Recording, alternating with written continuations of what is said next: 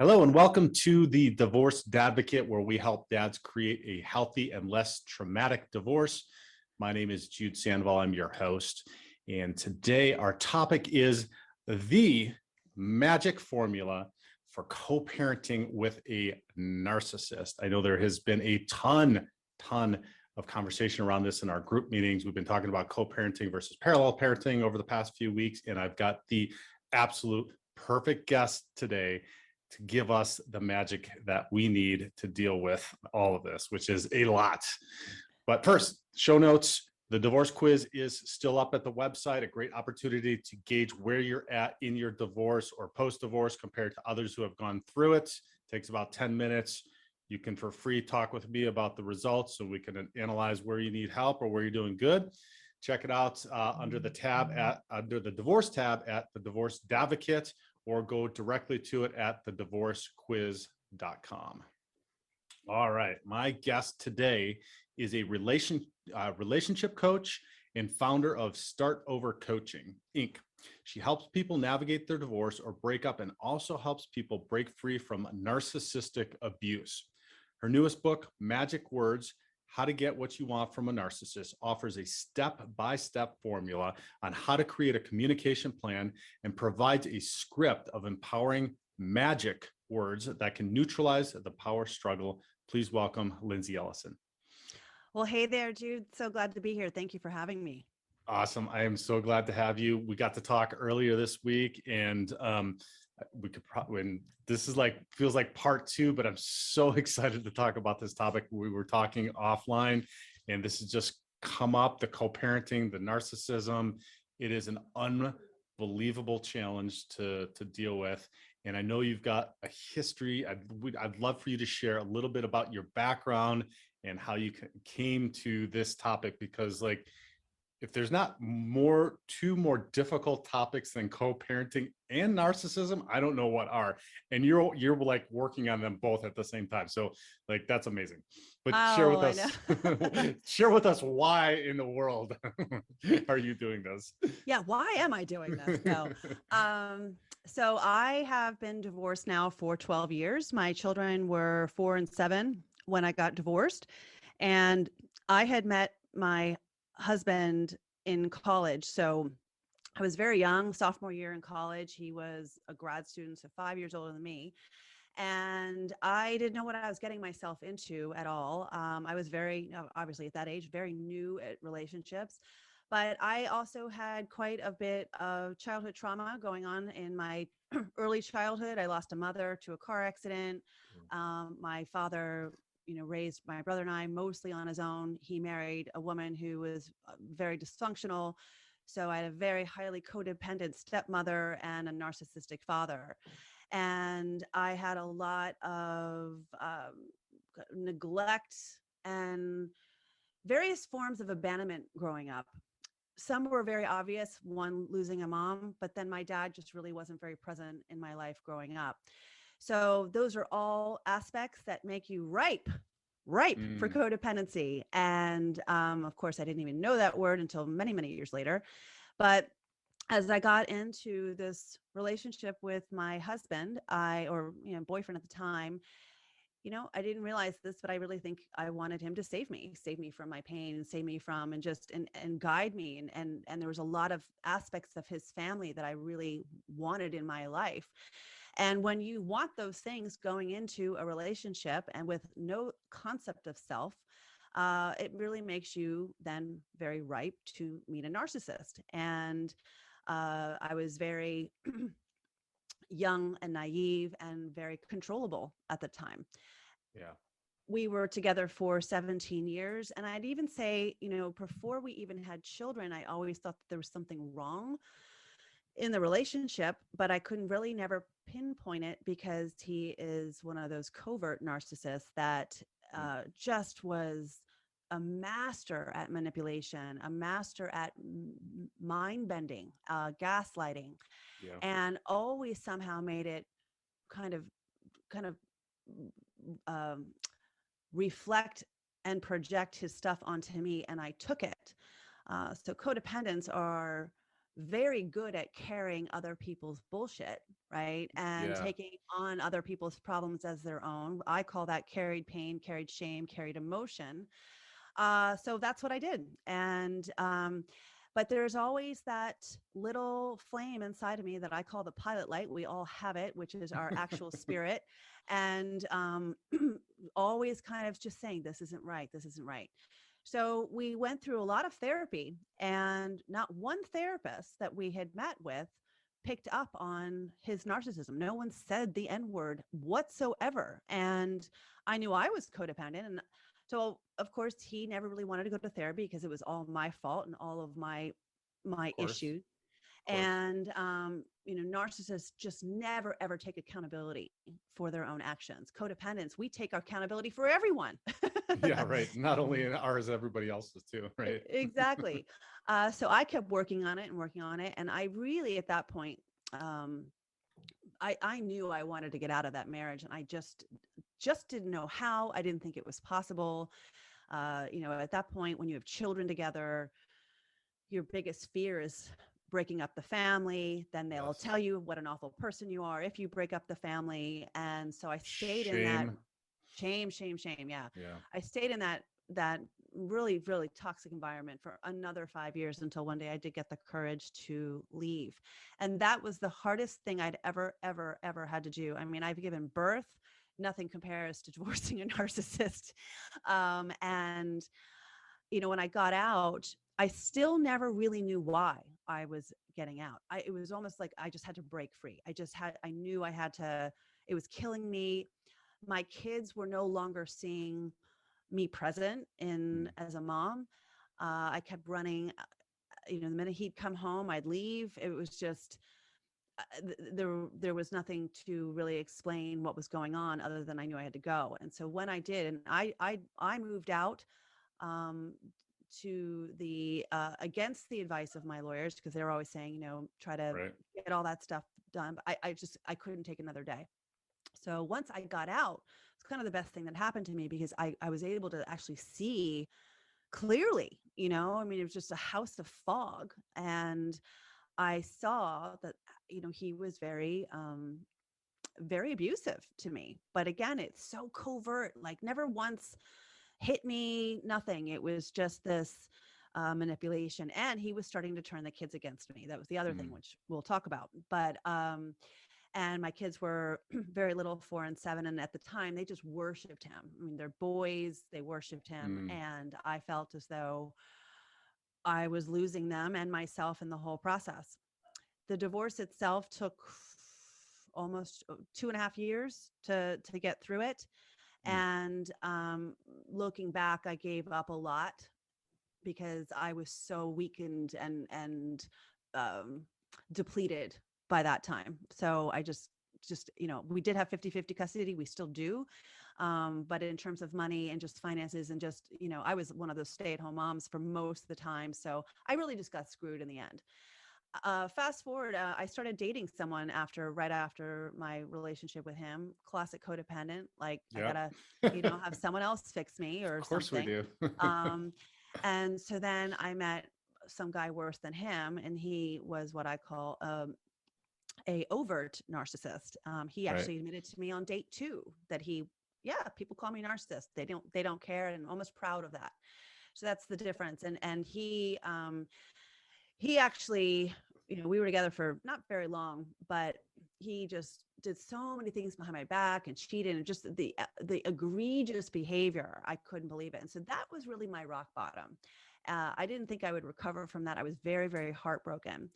And I ended up seeing a new therapist at this point. And that's when she said, oh, that guy's a narcissist. And I'm, well, what does that mean? I didn't even know what that meant. And this is, by the way, we're talking almost 12, 13 years ago, when that word was not even categorized in the DSM just yet.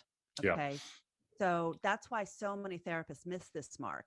And let's, for the sake of the conversation, and we're going to get in, deeper into some of this and strategies, let's define what that is, because we're talking clinical. We're not talking the the pop TikTok narcissist, Yeah. because all of us have some narcissistic tendencies, and that's not necessarily bad, right? That's self-preservation. It's making sure that you're taking care of yourself. Some of that, we're talking clinical. There's nine different behaviors or ways in which somebody acts that if they exhibit a majority of those will be clinically diagnosed as, and it's a personality disorder with narcissistic personality disorder. Now the challenge, and correct me if I'm wrong, is that it's incredibly difficult to have anybody diagnose anybody as a narcissistic or with narcissistic personality disorder for a couple of reasons. One is because they don't want to get into therapy or it's hard to get them in therapy, or if you do, they quit or whatever. So, getting that process to learning and understanding about them is very difficult. The second is that most therapists don't want to deal with it and or don't understand it and can't figure it out, like you mentioned as well. So I hear statistics, it's in the single digits, this and that, it might be this many men, this many women, but I think that it's probably higher than what people say it is, but I also don't think that it's a majority of people out there in the world. What are your thoughts about that, and anything that we need to clarify with that, that definition of narcissism? Well, you just said it is any personality disorder is typically on a spectrum. And Sure. so the spectrum is really hard to pinpoint. And so you can be a pathological narcissist, which is high on the spectrum, which is typically more on the sociopathic, pathologized. Those things are a little easier to pick up from if you're in a therapy office.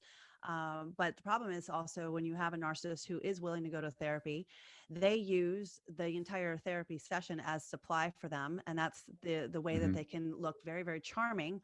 And they will so unbelievably manipulate the entire session to making the therapist often, side with a narcissist and making, because they're so good at being on stage, being charming, telling their story. Oh, and narcissists do such a good job painting themselves as a victim. Yeah. And so, I've been in therapy where I'm literally like, this is not happening right now. Are you kidding me? Like everything's just getting turning on to me. You're like it's like a Twilight Zone episode of therapy. Yes, it right. really, really is. And, right. And it's funny, the one therapist that he really liked, she was a narcissist. I knew it. And she just, and it was like this, if I may say, this circle jerk of narcissism going on between them. Okay. And I was like, what is going on here? And so it was really around that time that I was like, okay, what the hell is going on here? I have a journalism background. And so I kind of just put my journalism hat on and I went to the bookstore to research this. And there was one book on it, one. And when I opened it up, I literally almost fell to the floor in Barnes and Noble looking at this book. And I'm like, this is my life. Oh my God. Not only is the guy that I just broke up with a overt narcissist, my husband's a covert, and then so is my dad.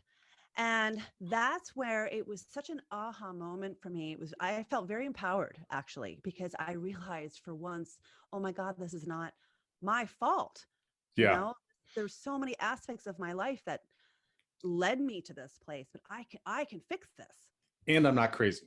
Yes. Right. I mean, that's the number one thing is narcissists actually make you crazy. I mean, that's where the word gaslight comes from. Gaslight was from a movie in the 1947 called Gaslight, where he literally married this woman, started to make her feel crazy. And then he would put her up in the attic and then twinkle with the gas light to make it seem as though it was going on and off. And she's like, why are the lights going on and off? And he would say, no, they're not. So that's where the whole, the term comes from. So he's very, very good at that. So then I decided to start to really research and understand why is this happening. And I started writing about it. And then back then, Huffington Post was a really big thing back then. And that's when I started pitching them. And that's how the whole thing happened. I was just there to really write and educate people about it. And then one of my articles went viral. And then that's kind of changed the trajectory of my career, where I started helping people with this. At the time, I was really trying to, I became a coach to help people actually break free. I no longer do that. But in that process, doing all of that work, I realized now, having me gone through it and gone through the other side, at that point when I started coaching, the narcissist co-parent that I was dealing with he was like water off a duck's back with me. There's nothing he could have said that freaked me out. And then I figured out how to outsmart him every single time. And that's where I was like, well, how did you do that? Or how do you do that? And so I started coaching people on it. And thus this magic formula was born throughout that work. And then I wrote a book about it. So one of the biggest issues, the underlying problem that is the power struggle, is the lens in which both parents see each other. Okay. So before we dive into that, can we talk briefly about and define codependency? And then also, because I know the men listening are like, okay, so what does that dynamic look like? What does that codependent and the narcissistic dynamic look like? So we alluded to, like, that's the perfect storm, right? For a unhealthy relationship. What does that look like so that they can identify, like, oh yeah, I see, like everything you just described, basically. I'm like, did she live my life? Did she see my whole life? Right. So I recognize a lot of that, but for some that might be like just new to, and like you said, hearing the first time of, oh, that's codependency. I remember going to my first CODA meeting, which is Codependence Anonymous, and sitting there and listening to everybody going, oh my gosh, they're saying everything that's in my head. I'm not crazy. There is something, and it's beautiful. There's a way for me to work towards resolving all this. So for those that are listening that are not, what is that unhealthy dynamic? What does that look like so that they can identify if that is them? And then let's talk about like what you started to talk about then with the strategies and the magic formula. Right. So the early foundation of where codependency and narcissism starts to appear is around adolescence for us. Okay. And in fact, the way I like to say it is, though, you either have a budding narcissist or a budding codependent, but they actually have a very similar childhood, right? They're not getting their needs met. They are picking up adapted behaviors in order to survive that family system. So a codependence adaptation, where the authentic self moves into this adaptation of codependency, is really to please a parent. Right. So is a narcissist. Right. A narcissist adaptation from authentic self is really to please a parent. How they do it and how they get rewarded for that behavior is then what defines the codependency or the narcissism. So typically a codependent is one who is the people pleaser and who will not speak up. And we are very, very hyper vigilant on what's going on around us. Hypervigilance is a word that's often used in 12-step meetings because we've been rewarded to. So when dad's coming in from work, we read him, we read every sound, right? And we adjust our behavior just so to please him or to please mom. And we do that. So what codependents end up doing is we become caretakers. Yes. And then we learn early on as children, if I take care of mom or dad, then I am safer. Right. We take that exact adapted behavior and we carry that with us into adulthood, and it shows up so much in romantic relationships. So if I take care of my wife, and she's okay, then I'm okay. Then the kids are okay. And of course, that's very unhealthy thinking because we can't take any care of anyone else but ourselves. Right. We lose sight of caretaking ourselves. We don't even know how to do it. And depending on how we were raised, we often were punished for taking care of ourselves or having our authentic self praised. Or our own needs, or stating our own needs, or exactly. Yes, having our own needs met. Where the narcissist responds by becoming developing a false sense of self, grandiosity, something that they are bigger than who they really are. And then depending on the parent, in that home, the budding narcissist starts to get a lot of feedback, love, and quote air quotes love, attention for this false sense of self. Yes. So if the risk is that if that false sense of self is exposed, that parent won't love them. So Right. that's what happens with narcissism, is that they then become this uh, knight in shining armor type of person that has this grandiose thoughts about themselves, so that when that narcissist encounters someone like a codependent saying, hey, I really need you to stop your behavior, we try, right? That narcissist experiences a true narcissistic injury. It is a threat to their false sense of self. So Right. they, and then if not kept in check, they experience narcissistic rage, or they'll do all kinds of tactics to make sure you never expose them. Right. So that's typically the dynamic between a codependent and narcissist. Right. And it all, like you said, stems from, which is a beautiful thing, from childhood experiences and our adaptive behaviors, which as human beings is a remarkable thing. It's helped us It is. survive for millennia.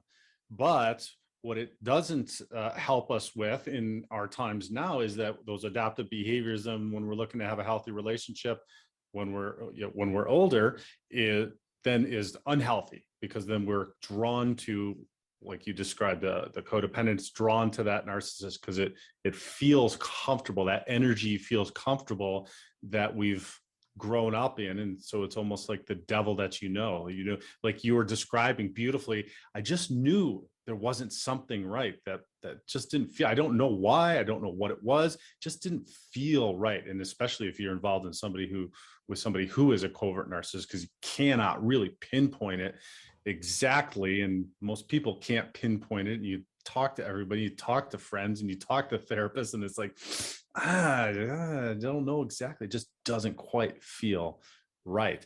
But the other point I want to also emphasize, that you said that these both stem from the same thing. So having not one or the other is better. And we get this putting down narcissists over codependence, and it takes both of the behaviors to have the dynamic.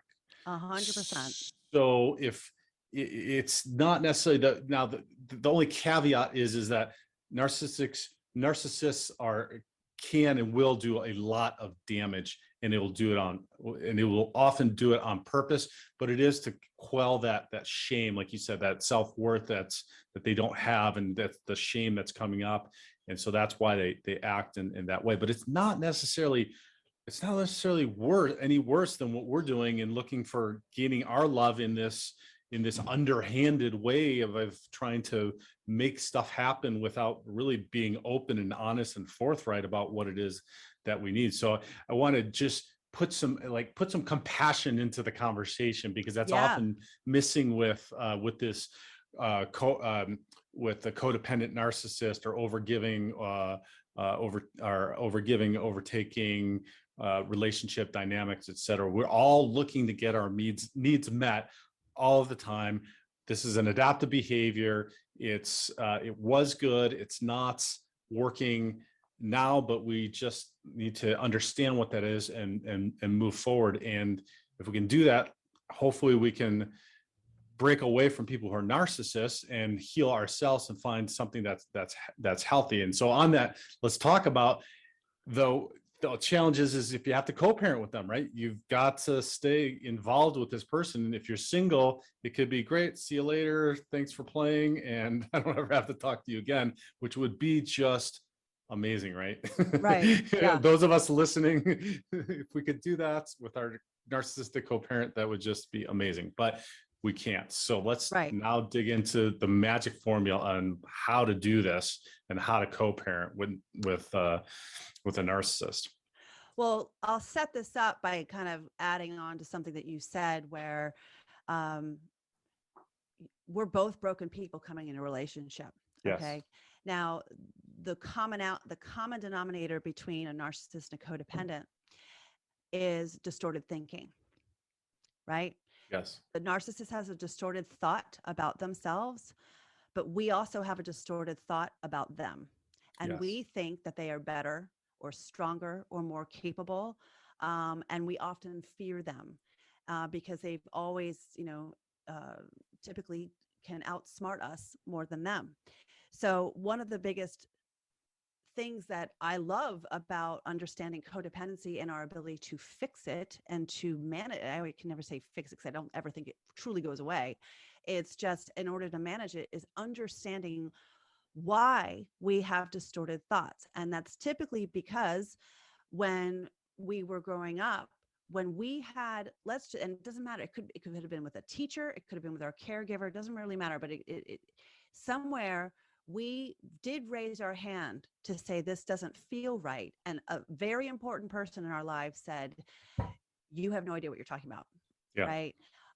Or we're witnessing our parents fighting and they're drag out fighting and we're 8 years old and we see this going on. And the next day we might mention it to mom or dad. And they're like, well, it was really no big deal. So we have been taught to downplay the truth. Right. That is the distorted thinking.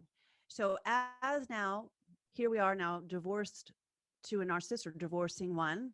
We are or invalidate your feelings. Invalidating your feelings. Yeah. Right. Which is still our truth. Right. Right. Yeah.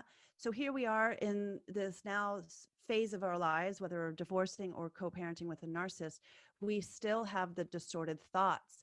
And so the reason for my book is to help you understand the origins of those distorted thoughts, as well as where they come from in your soon-to-be ex-partner. Okay. Yes. And so oftentimes, kind of what I was saying earlier, is it's the lens in which we see each other. Okay. So they see you as weak and we see them as strong. So I have this whole concept of bears versus squirrels. I think I've mentioned this to you. Okay.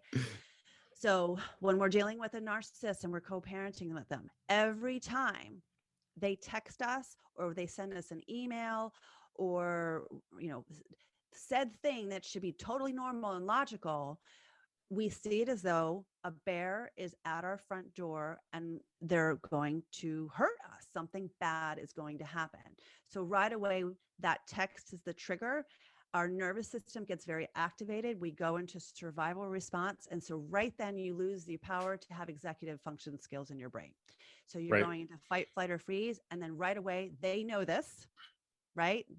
They already know this because you've been in a relationship with them for all these years. And so you were not able to think accordingly. Right. You're not able to access your prefrontal cortex. You get stuck in your amygdala. Exactly. Yep. So so our distorted thought is that they're a bear, but really all of these narcissists are underdeveloped children who are having a desperate need for attention, love, and affection. They are very wounded. Unfortunately, they don't know it. Right. And nor do they want to do anything about it. So what they really are nuisances. They're squirrels. So if a squirrel were to come into our front door, we would be like, oh my God, get the hell out of my house. And they're like jumping, because picture a squirrel, just jumping all and just making a mess and just shitting everywhere, and so but you're not going to die. And in fact, you're just like, oh my God, it's just such an annoying squirrel. Right. And so you might have some compassion for it and get it out your door. Okay. Get out your door. Okay. You're not grabbing your shotgun, right? Right. So that right away needs to be the lens in which you see them has to change. Number one, they are just squirrels. They're not a bear. When you can think that it's just a squirrel, now you are operating from your executive function. And that's where the game starts to play. Game on, baby. Let's do this. Okay. Okay. Yeah. So we're playing with a squirrel now. Yeah. So that's where magic words come from. So magic is a formula. It's actually an acronym. So it's a step-by-step process that my book walks you through. And it's really about getting questions and answers about your narcissist. So the best way I say this in the book is that it's like if you are an entrepreneur and you're trying to sell a product you've got a widget and you're wanting to sell it out to the marketplace, you have to do everything you can and understand your audience, your target audience. You're going to do research on them and you're going to develop what's called personas. So I came from the advertising PR world. That's what we would do when we were trying to understand how to market a product. So we know everything we can. So what do we do to uh, what do we do when we're developing that is persona development is mapping their fears and insecurities. So that's M for magic. Okay. Okay. Mapping their fears and insecurities. I think that's what I have. Mapping their persona. Sorry. That's A. I should have had this in front of me because I haven't said this in a while. So it's mapping their persona. So it's persona development. Right. The good thing is you don't need focus groups on this narcissist because you've lived with them right, for all exactly. years. So you know so much information about them that it is gold. It truly is gold. So I give you a list of questions to answer. So it's all about their childhood, about mom and dad, their siblings. What is it that they so desperately need? And then you create a list, let's say of top 10, and you identify the 3. Okay. Okay. Then the next step is assessing their fears and insecurities. Okay. So what makes them really, really freaked out? Okay. So if you are trying to get your child to get picked up on the bus at a different time, or you're doing any kind of co-parenting, just what's basic stuff that should be normal that typically often turns into like an FU warfare of texting. Okay. Right. You have to now know, okay, if you know their fears and insecurities, the number one thing for most narcissists, their number one fear is control. Okay. So, and the lack of control. So they want to have control. So your very asking of you to step in to do something now threatens them feeling in control. That's why co-parenting is so mind-numbing and mind-bending, because we're thinking like it's just so logical. But the very aspect of doing anything organized or sharing roles, dividing the roles, is threatening their ability or their need for control. Right? So you have to go around it a different way. And so that step there, assessing their fears and insecurities, gives you a lot of clarity. So if you come up with your top 3, now every time you're engaging with them via your text or email, you have this wonderful information. So now you're going to try to step around it, or you use it to your advantage. So, so that's G. Going into G is goal set. Okay. What is your goal for this communication? And that is a step that most people miss, because the text, whatever they're saying to you, is triggering you. Right. You're going to start to behave badly and say things you don't want to say, or you so desperately want to say them. And we always hope maybe this time they'll get it. They're never going to get it. So stop doing that. Yeah, just stop. Exactly. They're never going to get it. They're never, I can't tell you how many clients I've worked with over the years where they're like, well, I just want him to understand that like this is for Johnny, and like, why can't he understand it? Because they don't care about their kids. They don't. Yeah. All they care about is themselves. And we should clarify that that's part of the personality disorder. It's very, very difficult, and the success rates for complete change are very, very low. I've never seen it. I've not seen it live in person and either, but keeping that in mind, because I always hear from a lot of guys is, well, I don't understand. Stop trying to understand. Don't understand. It's kind of like, I'll use the analogy that you're negotiating with a terrorist. They don't care. They don't, like, their goal is not your goal. It's not the same. They don't care. They don't understand. You just don't understand. So stop trying to understand. So that's, and maybe we should have had that as the disclaimer at the beginning when you're starting this, right? Because you're not trying to get in. And that's why this is so beautiful. This magic formula is because it mitigates all of that. You're not going to ever get them to figure it out, or care for their kids, or be collaborative, or maybe even have dinner together at the houses and trade holidays. It's just not going to happen. Right. So, and the covert ones will make you think that they can, right? That they can do that, and they're willing. Why can't you just have this normal conversation? I'm just trying to have a normal conversation with you. Why can't we talk about this? Yeah. That's a trap. Run. Yep. Yes. Recipe for disaster. Yeah. And Exactly. so so typically what the really savvy covert narcissist will do is that I call it woodpeckering. They peck, peck, peck, peck, peck, peck, peck, Oh peck, peck, God, right? yeah. To the point where you lose your mind and you're Yep. the one who loses your temper on them. Right. And so then that's where it was like just a game set match kind of thing. It was like they just set you up to do that. And so what they'll do is they'll question your mental health. Oh, are you okay? Like, why are you yelling at me? All I was trying to do is have this normal conversation. Right. Are you okay? And I'm worried about my children being around you. I mean, Yeah. The men get that a lot. Why are you so angry? You've got yeah, anger issues. yeah, Well, yeah, if you poke the bear because 1,000 times, then the bear's yes, going to get upset. yes. So Yep. the goal here with this book is to make sure you just don't ever do that, right? Yeah. And then you can do it back to them. And so that's kind of what I've just through the years I've mastered very, very well. Is I don't woodpecker like that, but I'm just so calm because I see right through everything that he does. And then there are times because there are things that I need to get what I want for Hmm. my children and advocating for them that yeah, it's manipulating the manipulator. I might do that so that they lose their mind a little bit. And I do the same thing to them. Are you okay? What's going on? Do you need help? And that's one of my magic words. You seem stressed. How can I help? Right. Nice. And so, uh, so going back to the goal setting aspect is if there is a need, what is your goal when you are engaging with this person? And typically, when we're co parenting, it's mostly texting. I really try to tell people to just keep it at that.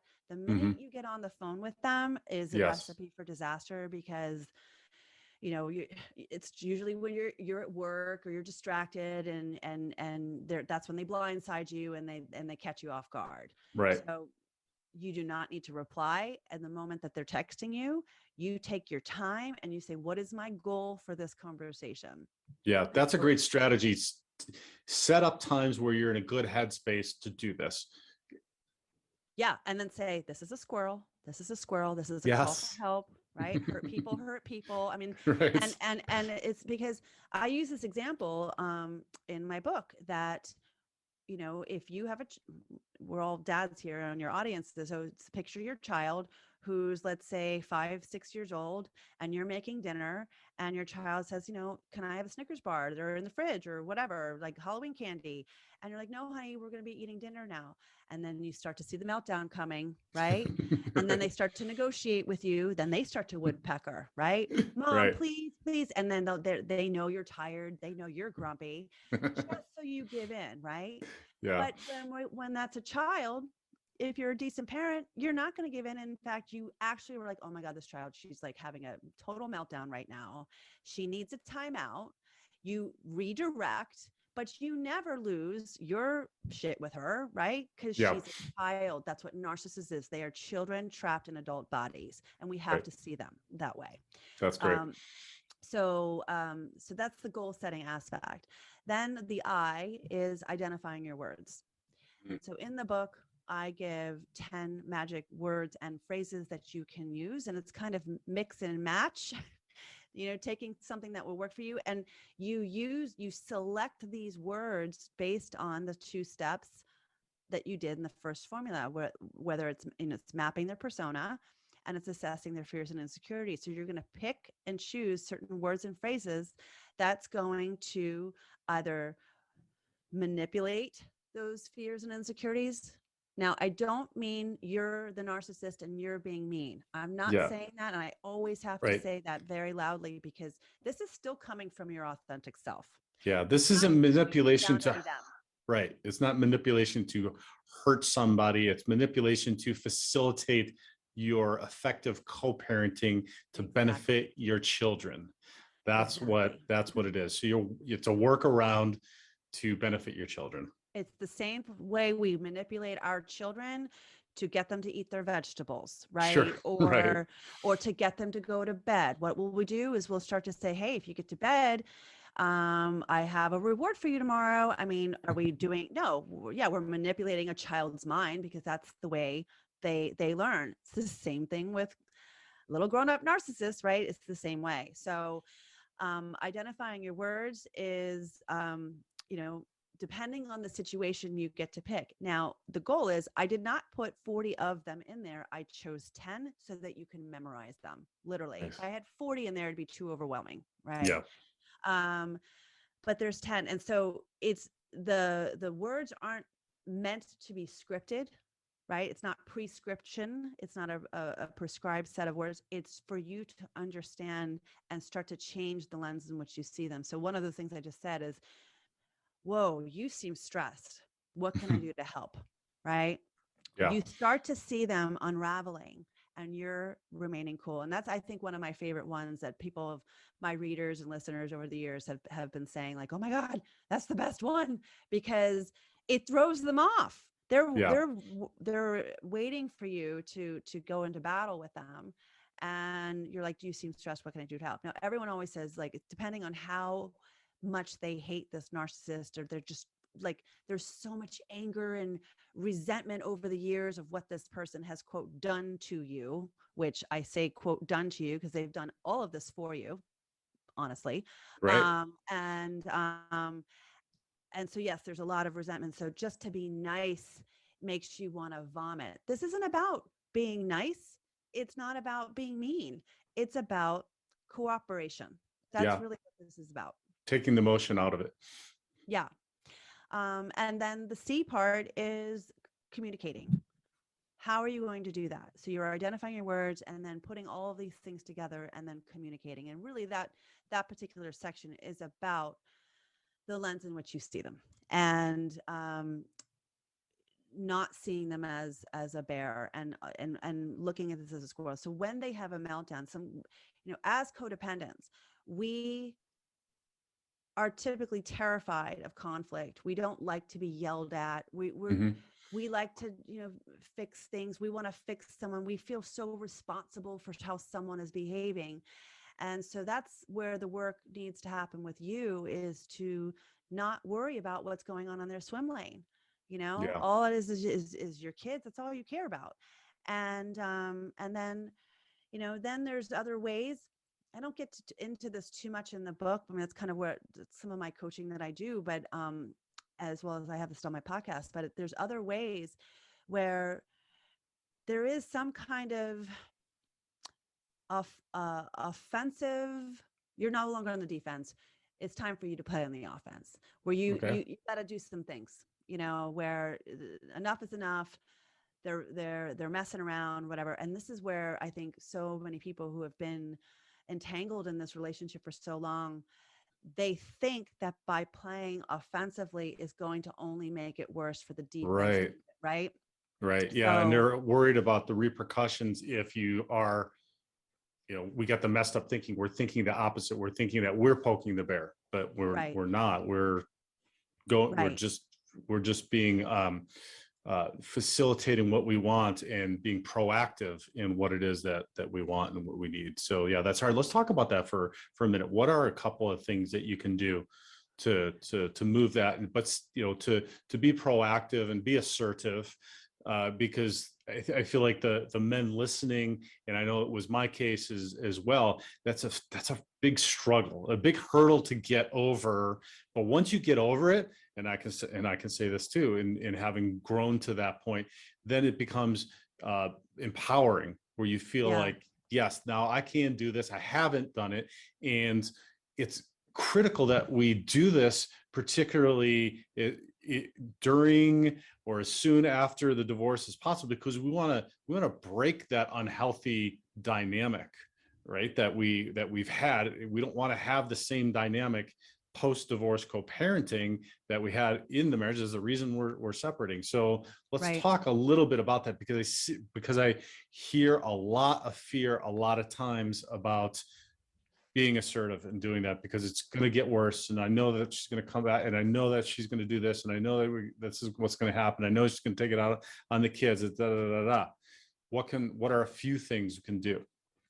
Yeah. And I also think, I know you and I were talking about this in earlier this week about, is there a gender difference between what guys have to go through versus what women the whether we're dealing with a female narcissist or a male narcissist, and a lot of it's the same, but there's a couple of different things that I think men struggle with more, is that they are so afraid of being that abusive dad, or being caught as being abusive or screwing up because of the Mhm. court system, and just the general norms of like the men Right. always screwing up. And I do think that there is some bias that, you know, moms are the nice one and dads are the screw ups and whatever.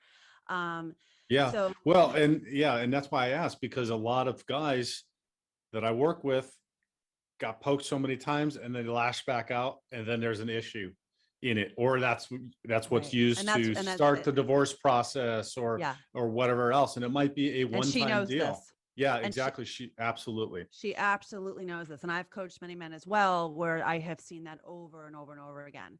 Right. um and it's unfortunate. So so one of the things that I always say, so I have an episode on my and maybe I'll give this to you, this one episode, and you put this in your show notes, but Sure.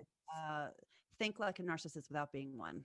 Mm, So okay. in times of potential warfare where you have to be on that offensive side, I really, my book is designed to help you get out of that and make sure it's neutralized as much as possible, but there's just times you can't.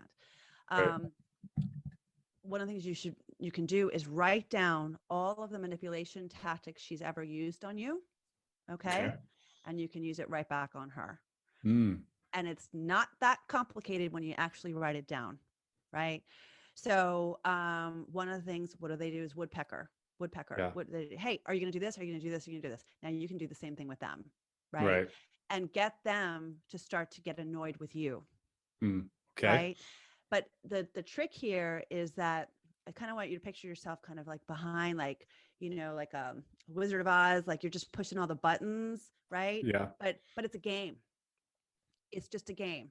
And so when they start to uh and they don't like that, so they get scrambled, right? That's when they Hmm. really start acting like the squirrel, right? Right. We just can't see them as the bear.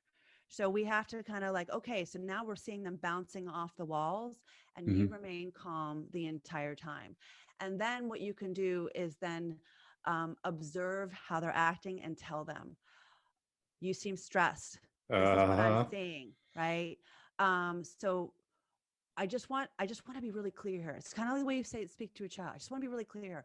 I just asked you to, if you could pick up Susie at school at 4 instead of 5.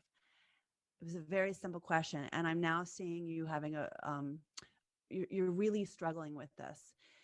And this is where I get a little warfare-ish, is it seems as though maybe you can't handle her. Do I oh. need to be worried about this? Oh, okay. So that goes right Wait, to the core of who that's they are, jugular, right? Yeah, right? yeah, that's serious. Yeah, That's jugular shit right there, right? right. But you got to do it. You do. Sure. And I tell you, there's a lot of experts out there, some big names in this field of gray rocking, which I hate that word. I don't know if you heard of that, gray rock. No. It's a whole, there's a book called Gray Rock. It's about how to, you know, navigate a high conflict co-parent. Okay. They would never suggest that, Mm, which is why their stuff doesn't work. yeah. I mean, it can, right? But there's really very little offensive advice out there where you really do have to play offensively, Sure. especially if someone's messing with your kid. So Right. that goes into the kind of the next thing, is what we see often when we have children.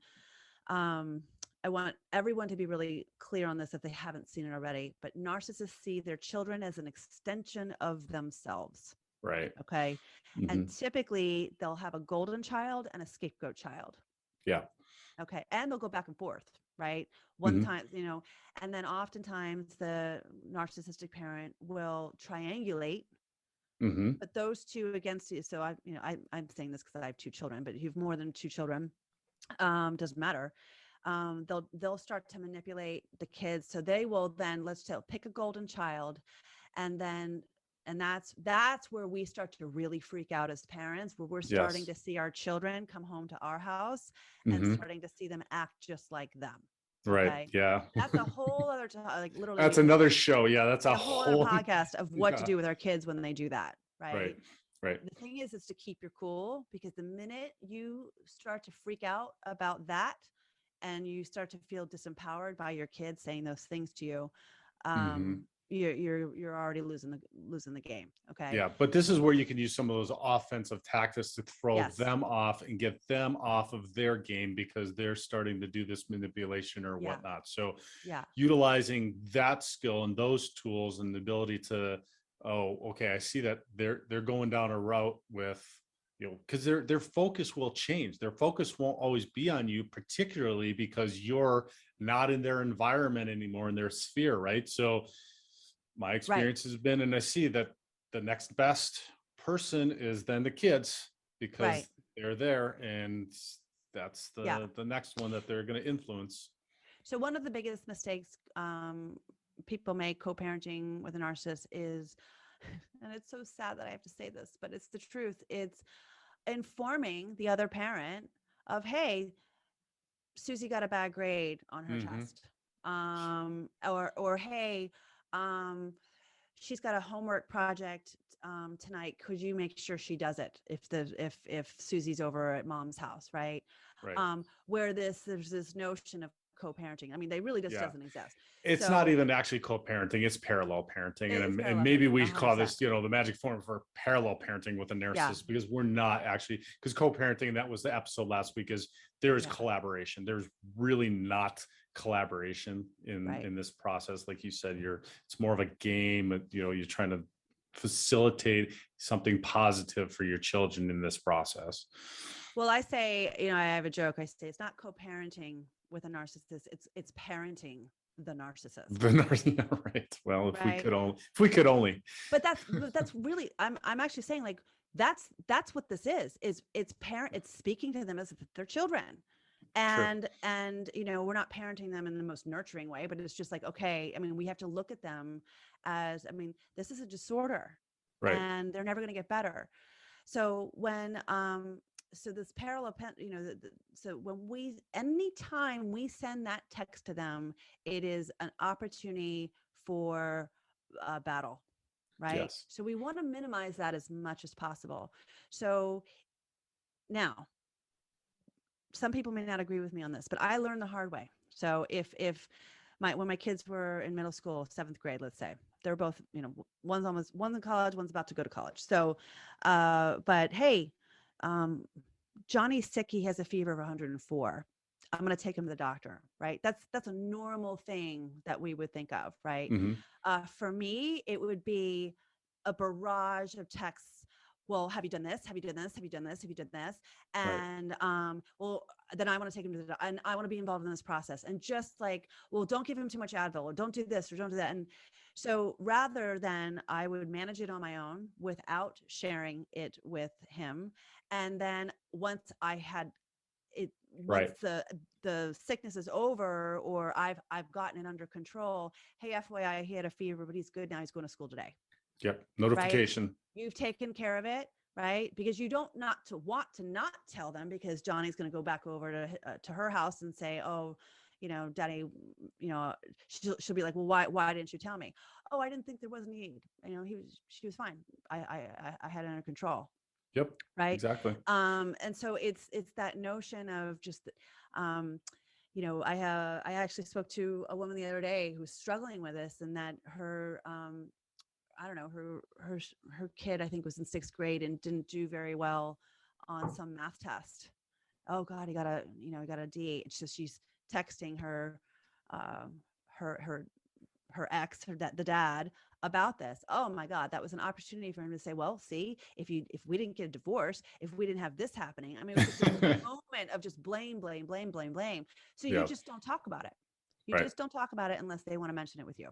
Just the facts, stay out of the emotions, and notify as opposed to inform. Yeah. And then everyone says, how can I not be emotional? These are my children. Right. I mean, that's the one mistake people fall into, this little trap. Yes. But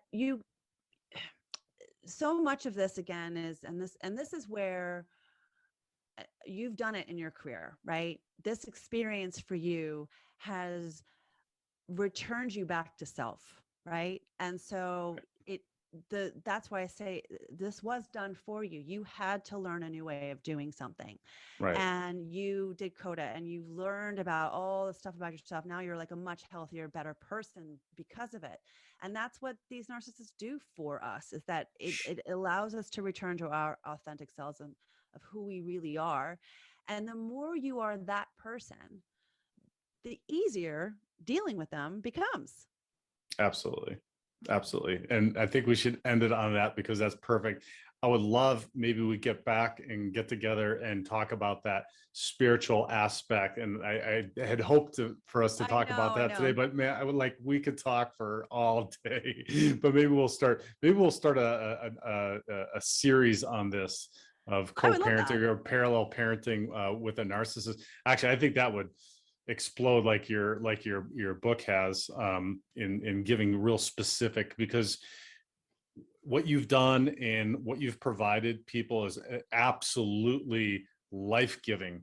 Seriously, I'm not Thank you. under emphasizing that, because those of us and those listening that, and you've experienced that, are in that, it is unbelievably painful and difficult and challenging, and it's on our minds when we lay up at night, losing sleep and worrying about it, and it has a toll on the family and the kids. So having strategy like magic and your book to be able to do that and to mitigate some of this, to understand it, which goes a long way, just knowing, and then being able to do something, is it really is, it's life-giving. It changes it would change your dynamic with your kids. It will change Yeah.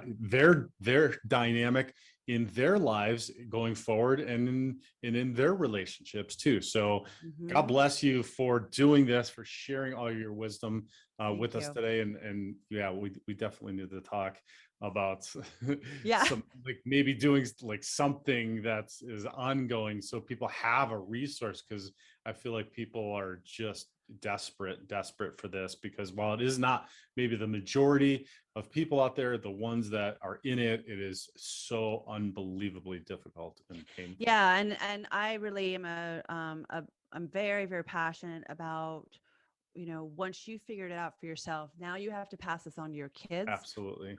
Because as my children have grown, and if you remember in the beginning of this show, I talked about how the kids were turning against me.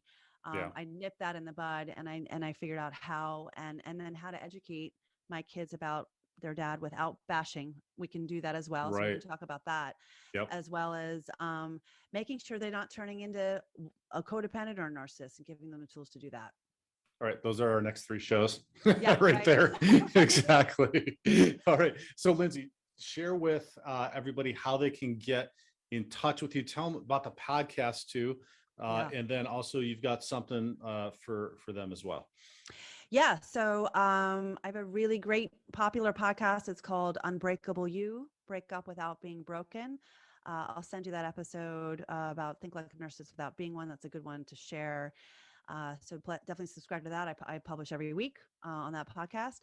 I also have my website at lindseyellison.com, and I created so we didn't talk about the spiritual side, but I also have another kind of ebook that I give for free if you opt in, called Blessings of a Breakup, for you to have kind of just daily little emails that are sent to you from my higher power that I sent to you all, to get you to start thinking and having a better spiritual relationship with self. Because again, oftentimes as codependents, we make our romantic partners our higher power. So we have to figure out that relationship with our own, so we don't keep getting caught up in these types of people. So there's Blessings of a Breakup. You can get that for free if you opt in. It's right on my homepage there. Cool. And blessings being blessings and lessons, right? Blessings. Yes, blessings. I love that. That is so cool. Lessons of a Breakup. Yes, I wrote that book when I was going through another serious breakup, that my heart was broken, and the unbelievable gift that a breakup gives you. So it's really kind of there to really help you through some of those really dark days. Awesome. Lindsey Ellison, thank you so much for being here. I sincerely appreciate all of the wisdom that you've shared with everybody, and I hope that you'll consider coming back and we'll talk about some more stuff. Definitely. Thanks for having me. Thanks.